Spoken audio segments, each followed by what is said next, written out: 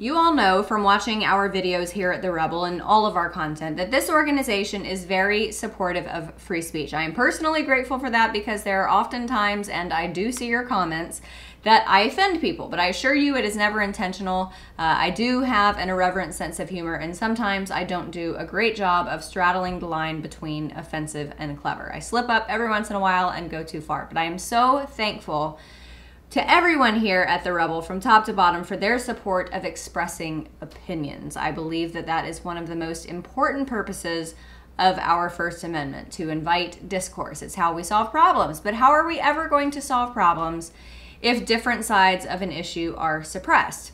Here in the United States, I never in my wildest dreams would have imagined that I would have to question what I say or post on social media for fear that I would get thrown in jail. Now, this isn't South Africa. I'm not literally being thrown in the slammer like Vicky Momberg of Johannesburg last week, which is a good thing because I'm a tiny woman and I would probably be made to be someone's bitch and have to trade cigarettes for tampons, and that wouldn't work out very well either because I don't smoke, so I would be screwed.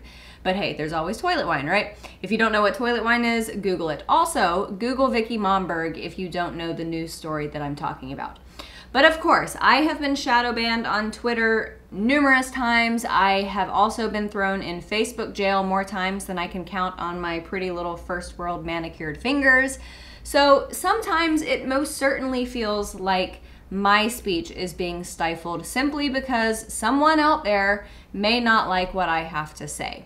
What has happened thus far in my career on social media is concerning, but this bill being proposed here in California scares me a whole heck of a lot more. California Senator, Richard Pan has introduced a bill titled SB 1424, which targets social media based here in California. And I'll just read you a few excerpts from the bill. It's very brief. The introduction to the bill says this: the bill would require any person who operates a social media as defined internet website with a physical presence in California to develop a strategic plan to verify stories shared on its website. The bill would require the plan to include, among other things, a plan to mitigate the spread of false information through news stories, the utilization of fact checkers to verify news stories, providing outreach to social media users, and placing a warning on a news story containing false information.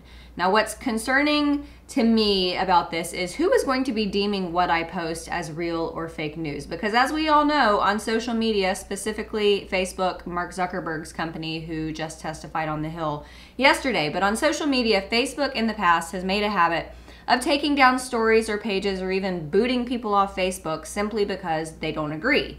There have been numerous instances of stories being taken down that were 100% valid and verifiable. Yet when probed about the reasoning behind the deletion, Facebook responds with some vague and ambiguous statement about it not complying with Facebook terms of service. Similar to the gun control debate and conservatives being paranoid about a gun grab, yeah, you could say I'm a little paranoid about this.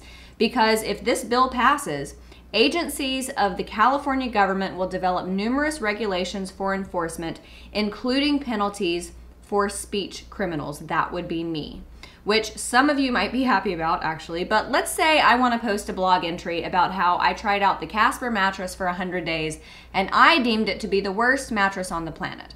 Obviously, I'm not making a factual assertion. I'm stating my opinion, but under this law, that could be something flagged and subsequently punishable.